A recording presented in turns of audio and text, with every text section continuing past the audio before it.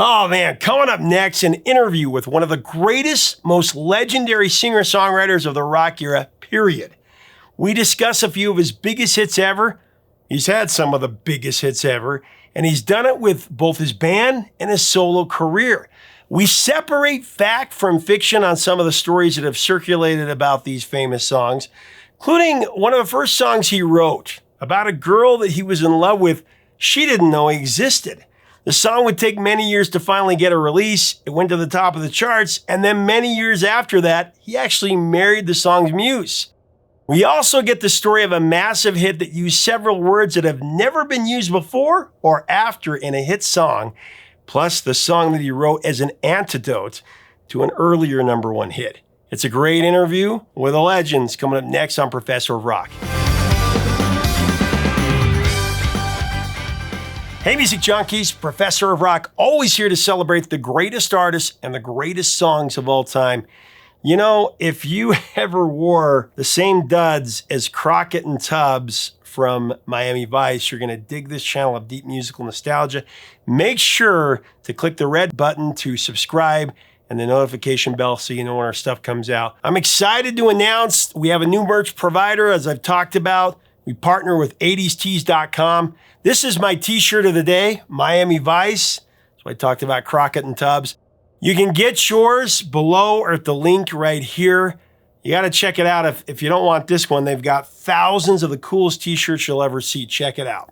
It's that time again. Time for another edition of our show, Revelations, where featured artists share rare stories behind their greatest songs and their greatest albums. Insight you truly will not find anywhere else. Today, we have part 2 of our exclusive interview with Sting. Today, we get into some of his biggest hits with the Police, including a song that he wrote for his now wife when she didn't know that he existed, but he had a huge crush on her. The song took a long time to get released, and then he ended up marrying her. Also, he sets the record straight on the urban legends behind some of his biggest songs, including the most played song ever, Every Breath You Take.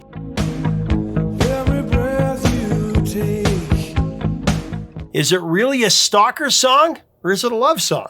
Sting gives us a surprising answer. You're going to want to see it next. We also uncover a song that has several words in it that had never appeared before or after in a hit song. So bust out your dictionaries.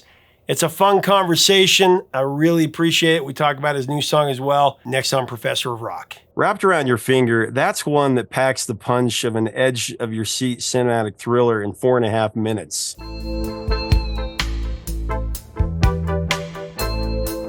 It's such a sophisticated song. I'm pretty sure it's the only hit song in history with the word alabaster in it.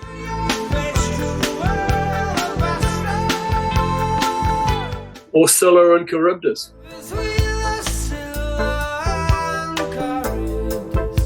There's quite a few things in there that nobody's ever touched in a pop song, but Greek mythology, literature, Faust, so foreboding. And then it modulates, and that triumphant feel in the chorus.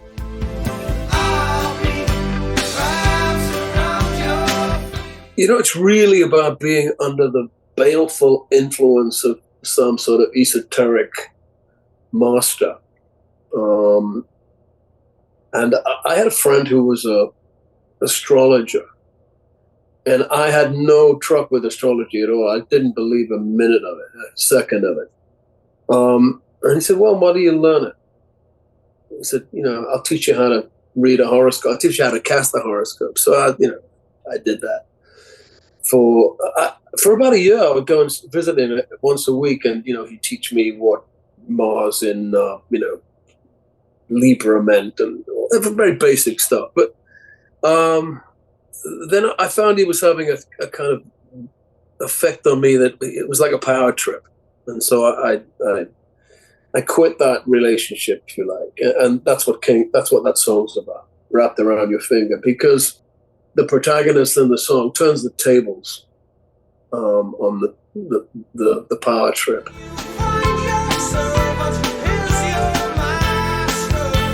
And he becomes the master. It's a fantasy. It's not real.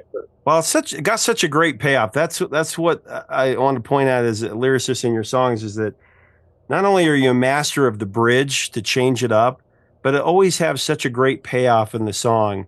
These mini stories, and in the end, that's what makes it so memorable. I'm interested in narrative, Adam. I want to really tell stories. Stories have a beginning, a middle, and a resolution, or a turnaround. And that's the great thing about standards. They all had a bridge, like an 8-bar bridge, that changed the perspective of the story.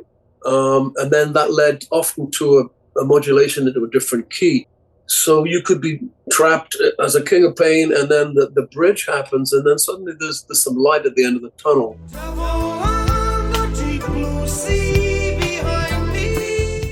Then you have a different viewpoint. That's good therapy.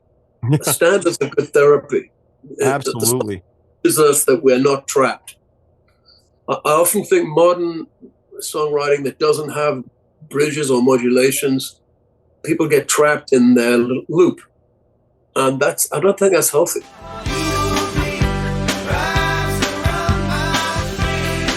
One of the great bridges that you wrote is on Every Breath You Take.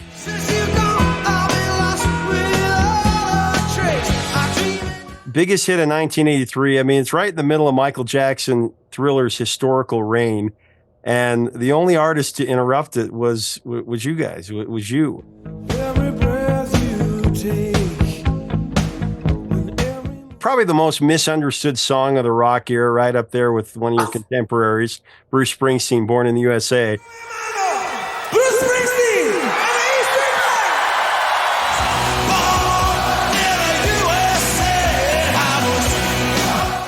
Two of the most misunderstood songs ever. They came out within a year of each other. But in the past, you related that, it's a song that people, walk down the aisle to. It's a nasty little song. It's about surveillance and ownership. My understanding is the line Every Breath You Take came to you in the middle of your sleep. I'm never going to contradict people's interpretation of my songs, even if they differ to my own, because one, it enriches the song. I think the power of the song is that it is ambiguous. It's about both things. It can be about control. It can be about protection. Obsessive love. All of those things. But they don't contradict each other. When I sing the song, some people think it's a romantic. Other people think it's about a stalker. It's about both. Human relationships are very complicated. The song has that complexity and that ambiguity, and I don't want to get in the way of that, because it does mean both things.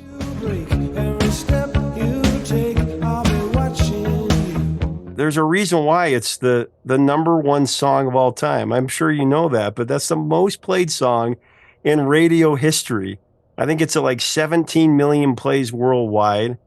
And, it's also the number one song of all time in terms of the chart position, because you were there 8 weeks. And then when Puff Daddy took it during I'll Be Missing You, that was another 11 weeks. I wrote that at the desk of Ian Fleming on the island of Jamaica. It's where he wrote the Bond books. And of course, Bond is also an ambiguous character. He's our guy. He saves the day, but he also kills people. So he has that ambiguity, and something of the spirit of James Bond kind of, invaded the song. So he's there too.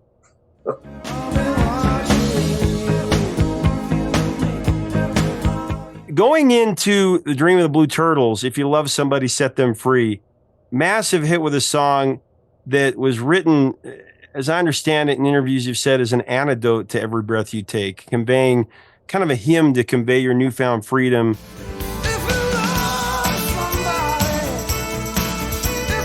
Well, I was very aware of people's interpretation of Every Breath as being a sort of negative. And so I did want to write an antidote or a different viewpoint.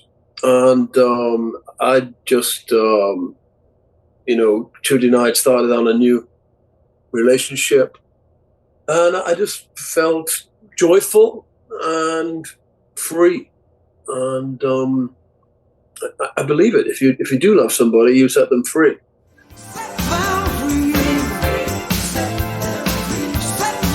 It takes courage to do that. at the same time, it's the right thing to do. If they really love you or you really love them, you're always going to be an item. But it's not about control. It's about understanding. It's about give and take, compromise.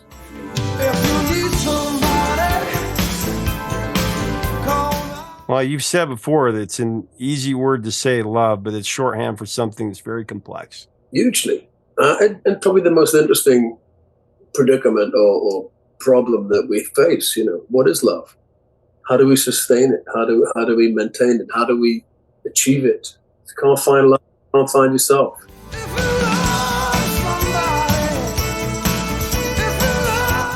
I think the key lyric in the song that sets up the payoff of the song is, again, the bridge. You can't control an independent art. Can't tear the one you love apart.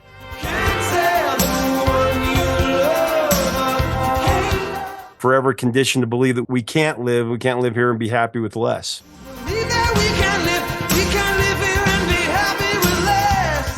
It really sets up the payoff of what that song is about. Thank you.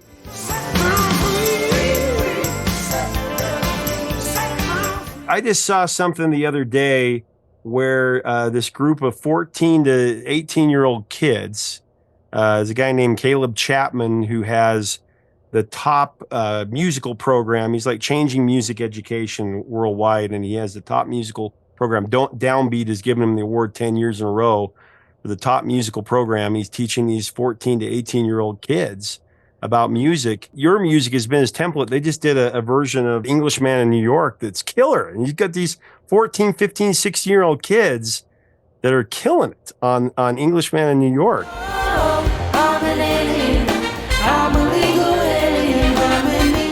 There are lots of ethical issues with streaming, but as an educational tool, that everything is available to you right there. It's a miracle. I mean, I learned from streaming.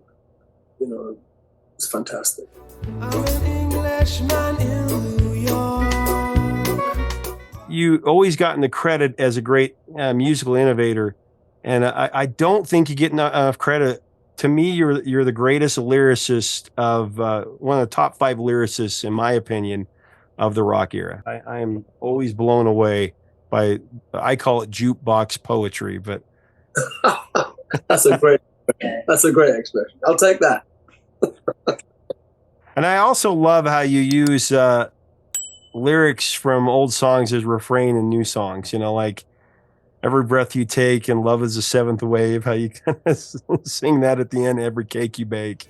Every breath you take, every breath you take. Well, that comes from like a jazz tradition of quoting, some ragtime standard in something else. I mean, that's what they did. And that's what I do with my tongue in my cheek when, I do that. But the whole system's modular. I mean, all songs can be fitted into each other. It's all one song, really. I like drawing attention to that fact that it's modular. Well, and I love how you did that in 7 days as well. Do I have to tell the story of 1,000 rainy days since we first met?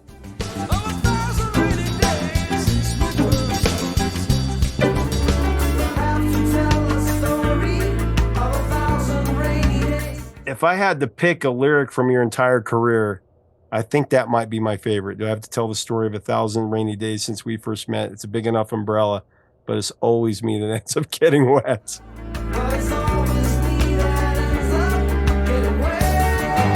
All true stories. Where did that come from? Because I know that song was before even the Police.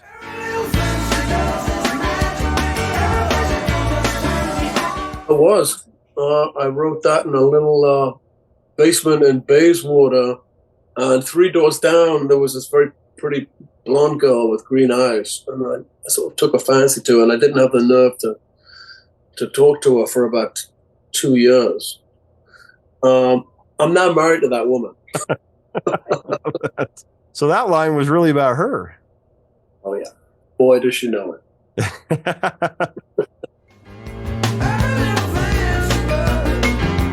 I'd love to talk about your new song that's coming out.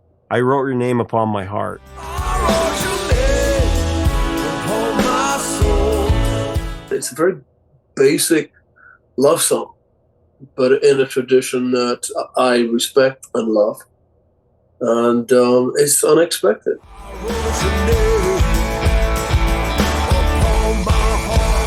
If you had to gift the world a double A-side, like the Beatles used to do, you know, Strawberry Fields Forever and Penny Lane on one side of each. If you gifted the world a double A-side of your music, what would those two songs be? Roxanne. Roxanne, you don't have to put on And Sister Moon. Sister Moon. Be my That's awesome. Well, I mean, Roxanne, what can you say about that that hasn't been said already? What one of the greatest rock and roll songs ever. I was talking to Stuart Copeland actually a few months ago, and he was telling me about the part in Roxanne where you sit down, the laugh. I asked him where that laugh came from, you know, in Roxanne. About you sitting on the piano. Yeah, the piano was open. I thought the piano lid was shut. I just wanted to rest my ass, but my ass played the demolished chord in the beginning. It's there if you listen, and it just made me laugh. So we just kept it all on, as we did in those days. We couldn't afford another take. I love it.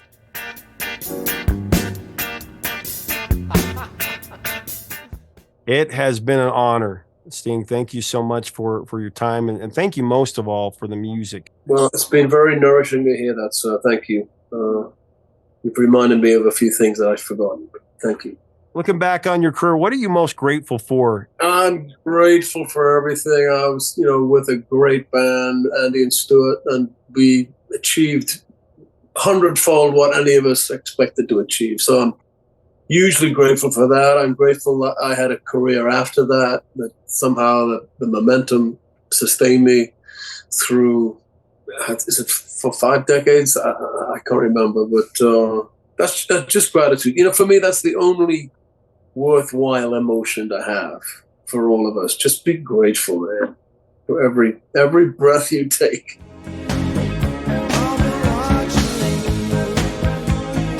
It's amazing that Sting wrote such an obsessive song about love with Every Breath You Take.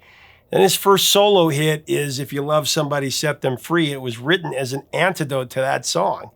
I love that. No other artist has really done that in the same way. Also, to see the Caleb Chapman Crescent Superband's version of Englishman in New York, click below. And to get Sting's new song, click up here or click below. Make sure to leave us a comment about Sting and about the Police. What did you like better, Sting, solo career, or the Police? I'm actually partial to both for different reasons. Share your memories about Every Breath You Take. Wrapped around your finger, every little thing she does is magic. And what do you think of his new solo song? Let's have a great discussion below. If you like our content, we invite you to subscribe. We'd love to have you part of this community. Until next time, 3 chords and the truth, my friends.